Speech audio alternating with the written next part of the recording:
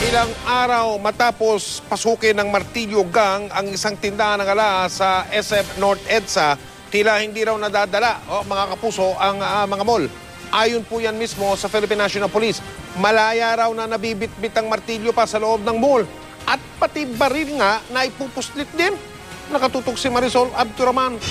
Eksklusibo. May pagkukulang pa rin daw sa security na ipinapatupad sa mga mall sa Metro Manila ayon sa PNP. Malaya pa rin daw na nakakapasok sa mga mall ang mga baril at mga matitigas na bagay gaya na lamang ng martilyo. Ayon sa PNP Supervisory Office for Security and Investigation Agencies o SOSIA, nagsagawa sila ng security check sa lugar sa pamamagitan ng pagpapanggap bilang mystery shopper. Isa raw sa kanila ang nagkunwaring mamimili na mayroong bitbit na baril sa kanyang bag pero nakalusot daw ito sa mga security guard. Ang isa namang pulis na ito na nakasibilyan din at nagpanggap na shopper bay nakasukbit ng baril sa kanyang bewang. An operative with a firearm tucked in his face went through inside the mall. Si Senior Superintendent Dominador Tubon na siyang Chief ng Management Division ng SOSIA ay nagpanggap naman na buyer ng martilyo. Martilyong sinadya ko para maalala nila yung Martilyo Gang. Bawal na sana. Paiwan sana sa labas. Nakapaglibot pa raw siya sa loob ng mall, bitbit ang martilyo na nasa loob ng supot.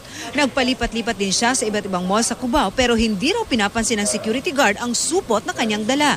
Kaya ang NCRPO nababahala. Dahil napag-usapan na, siguro hindi na disseminate dahil ginawa namin yung hindi naman kami ang nag-screen dyan sa mga pumapasok. Sorry to note that incident happened that the one who bought martilyo from Antiman Hussein will roam around. We'll check with this and make sure na it will not happen again.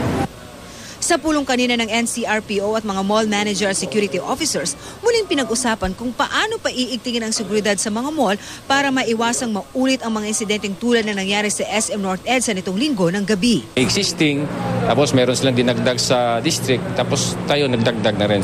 Samantala, bagamat pareho ng modus ang nangyaring panloob sa SM Mega Mall at sa SM North EDSA, maging bilang ng mga suspect at ang oras ng kanilang pag-atake, hindi pa rin masabi ng NCRPO kung iisang grupo ang gumawa nito. Marisol Abduraman, Nakatuto, 24 Oras.